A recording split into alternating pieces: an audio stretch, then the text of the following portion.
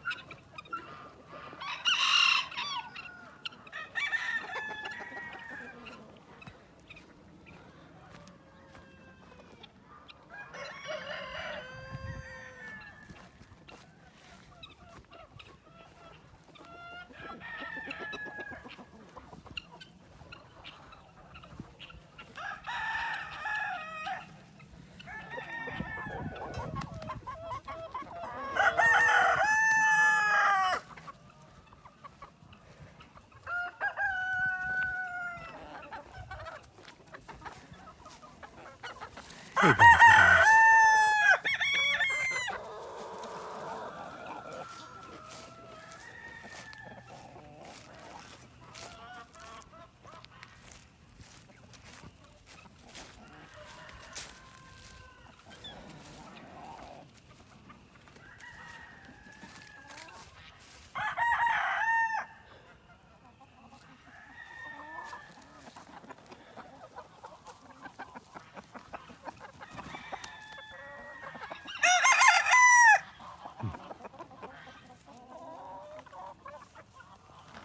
All right, guys. Let's talk about this. Hey Fletcher. Hey everybody. So let's talk about this. I may have a hawk problem. We've been farming here since March of 2018.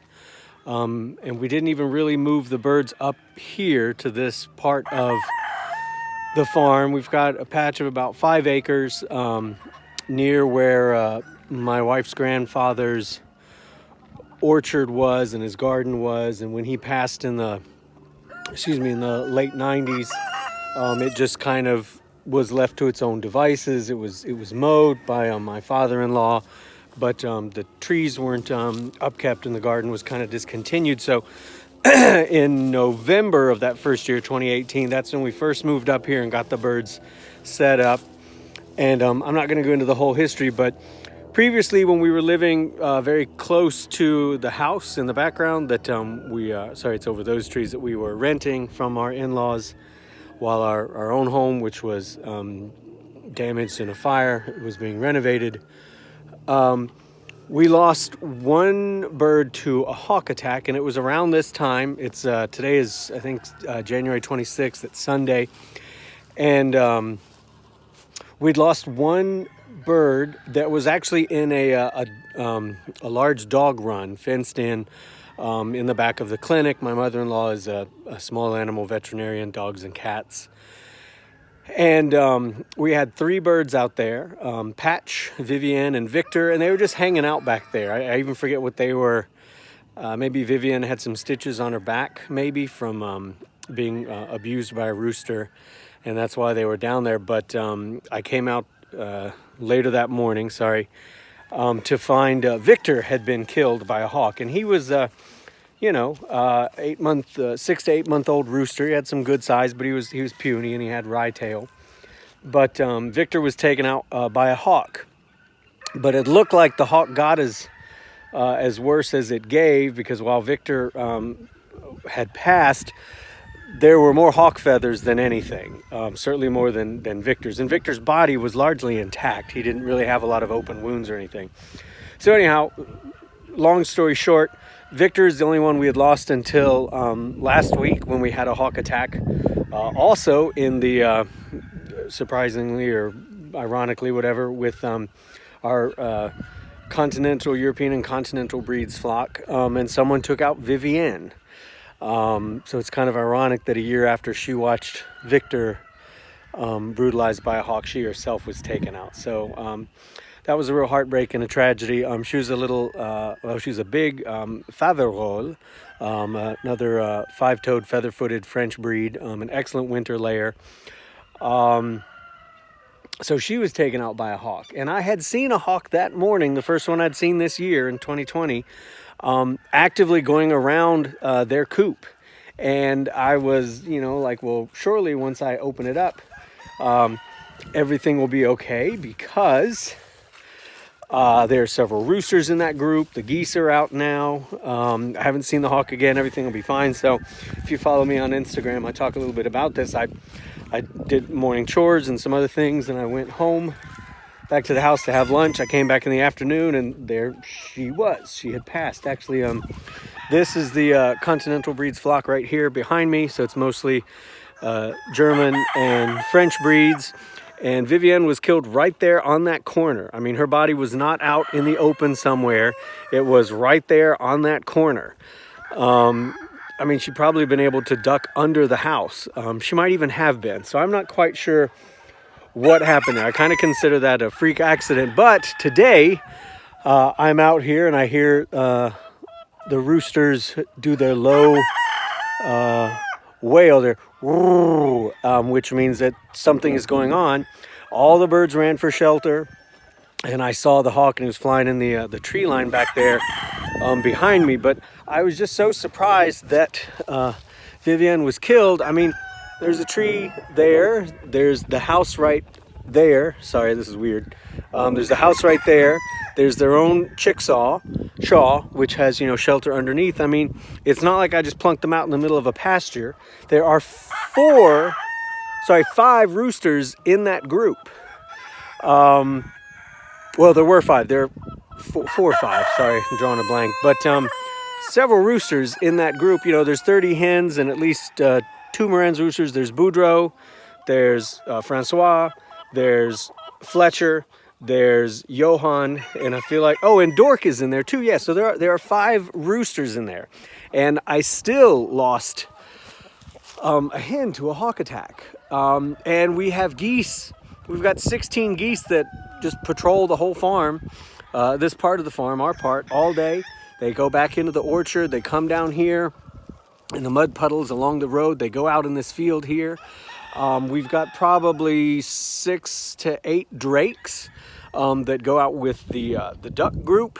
We've got 10 guineas that roam around, and we've got all the roosters in the bachelor pad, as well as half a dozen roosters that are just currently free roaming, along with some other birds. So I am really surprised. We did have one other hawk attack our first year, 2018, and a small hawk came down and tried to carry away one of our bantam hens, Lemonade, who used to run all around back near the house before we moved everybody up here to their proper housing. She would hop out of the pen every day and run all over creation, hide in the cornfield. She was great, but a hawk came to get her one day, and my wife was actually watching her from the porch. The hawk came and was too small to get away with Lemonade. So my wife was out there in like 0.2 seconds and literally wrestled the hawk to get Lemonade back. Lemonade is still with us. Happy story. Lemonade has hatched out 2 different batches of chicks for us. She's fantastic. She's a great little bantam. I'm very pro bantam, by the way. But anyhow, so those 2 attacks were it until last week when a hawk came and took Vivienne, literally right off the corner of her house, based on, where her body was and where I'd seen the hawk earlier in the day. So we move our birds around, though these guys have been here for too long. I need to move them. It's just a big deal to move them, and it's kind of difficult on my own. But it can and will be done. But we move our birds around, so I can't really put a canopy over top of them. The chickshaw provides a lot of shelter inside and outside.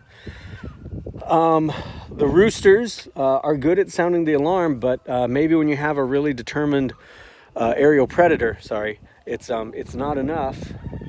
to really be a deterrent, despite the guineas, despite... Yeah, see, they see something. Look at them all. They're heading back right now. I haven't heard an official call that they've seen something, but, you know, this group could also be pretty skittish because they're the one where there was an attack. Yeah, see that little blue Moran's just ran back there. There's 3 hens right now with Dork over there. But, so yeah, so we're having a hawk problem. I don't have a lot of good advice for you folks. Just my strategy in the past has been to move the birds frequently, make sure they have adequate cover. Sometimes that's only their chickshaw, which may not be adequate cover. One thing that we are doing that I think will help as we go into the future, and I can show you just a little update on the orchard.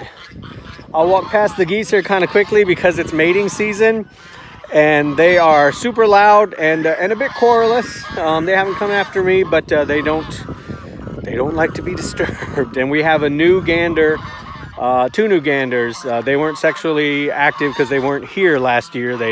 One of them we ordered later in the summer, and one is the product of previous sexual activity on the farm. So, but this year they are definitely feeling their oats. And I haven't seen Tex, our cotton patch gander, being super active. But anyhow, be that as it may, I'm going to walk past them more quickly than slowly and talk a little bit about some other things we're doing for hawk protection from aerial predators. Hey, Easter.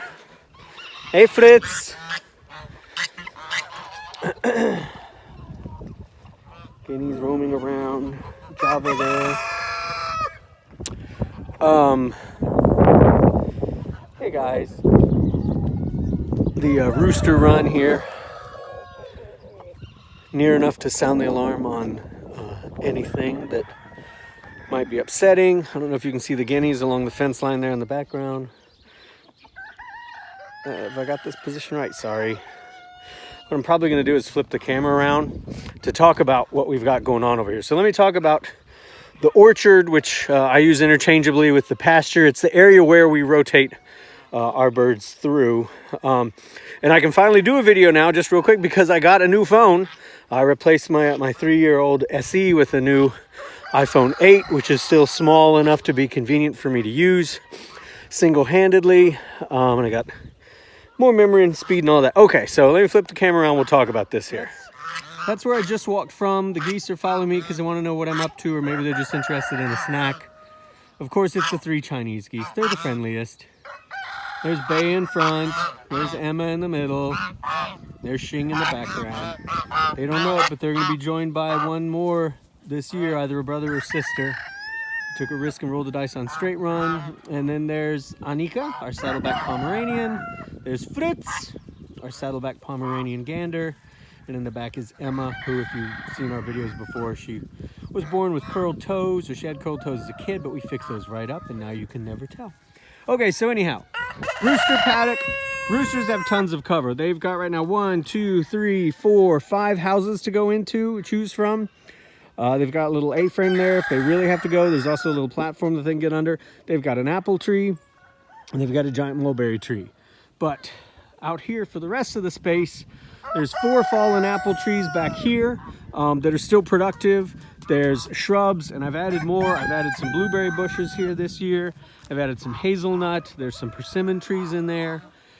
So there's a lot around here for them to get into. There's no big alley for a hawk to kind of come in and easily navigate. You feel like it's got a clean pass through to take out any of the birds. So this is some of the paddock area that they'll be rotating through. I feel like there's plenty of cover here. Where there's less cover is all this area up here. But I have done a lot of planting up here last fall and this winter, and I'm continuing to do so. But there are new seedling apple trees in here. There's 4 great mulberry trees that I got from Eliza Greenman. If you're not following Eliza's Apples on Instagram, you are definitely missing out. Hi, Wheezies. You guys coming back here for the fresh greens? Or you just want to know what I'm up to? Go out and yell at hawks. There's Sophia bringing up the rear. Oh wait, no, that's Minerva, not Sophia. Anyhow, I put an oak tree in the back of each of these paddocks. I've got 5 paddocks marked off here with the little flags. They're 30 by 60. I've added an ornamental grass to each one. I'm putting in sun chokes. Some of them have suckering plum trees that are coming up naturally. They all get a berry bush or more. But it should be within, 2 years or so, a lot more shelter in here for the birds to roam through. I'm also planting some gigantic sunflowers and some giant miscanthus, which is a very large, kind of an ornamental grass, but I mean, it gets 10 to 15 feet tall. I'm actually using it to grow my own bedding material here on kind of a micro scale. But anyhow, so there's a lot more coming in here, which should make this whole run much more safe for the birds. Even though I had the birds in here last year, no problem. No aerial attacks, no predator attacks of any kind, knock on wood. And this much more open area that's right here is going to be more garden space this year, but eventually I'd like to put in a big greenhouse here, or at least maybe a couple that are movable. So we'll see what happens with that. And then of course over there where the honeysuckle patch is the patch that I really want to burn. I've just got to get permission from my father-in-law, and we've got to coordinate actually doing it, but that's all going to be fenced in. I've already got the T-posts up, as you can probably see, and that'll be the squash patch for next year. I'd love to be able to grow a ton more of our food right here on farm. Our feed bill is significant, despite the fact that, the birds eat a lot of greens and weeds and things like that. Still, it's a lot to buy non-GMO whole corn, non-GMO wheat, and a non-GMO feed as well, just to supplement what they get. But anyhow, I guess that's all I've got to say about the hawk right now. Mostly, like I said, I'm just kind of dismayed that the combination of so many roosters and so many geese and so many guineas and a decent amount of shelter wasn't enough to protect Vivienne. However, I think you can also look at another way, which is all of them together have perhaps kept our losses from being even greater. And I think that's how I'm going to focus on it. Obviously, I'm sad and I hate that I lost Vivienne, especially given that, she saw the same thing happen to a friend of hers a year before. And of course I told Patch, and he was sad about it. So he's lost both Victor and Vivienne, his 2 friends. But we're gonna go on and do the best we can here to keep everyone safe and sound. If you have questions or comments, reach out to me on Instagram or here on YouTube or Facebook. I'd love to know if you have stories about dealing with hawks, or what you think could be done to improve my management system here for the safety of our flock. I know sometimes people talk about putting out like pie pans and streamers and compact discs, almost like scarecrow sort of things that, sparkle, and twine and rope and netting and things above the birds. I'm not quite sure how much of that is realistic to do with a movable schedule for the birds, but what's not going to be realistic is losing members of our team often. So we'll figure something out. And another thing that I've heard is that it may be that this happens this time of year because they are juvenile hawks that will go after a risky prospect that a more mature hawk would simply avoid, and they've gotten lucky the couple times that they've hit us. Our terrible luck, especially for the birds whose lives were lost, but good luck for the hawk, and that may be it. I mean, it's a small, light-colored hawk. I don't know. I mean, I know hawks are native to this area. Bald eagles are here on the farm as well. So we will, we're just going to have to wait and see what we can do and how things pan out. And I'm going to go on and get to work with the birds. I hope that you have a great day, and continue to wish you all a happy new year. And I'll talk to you later. Thank you so much. Bye-bye.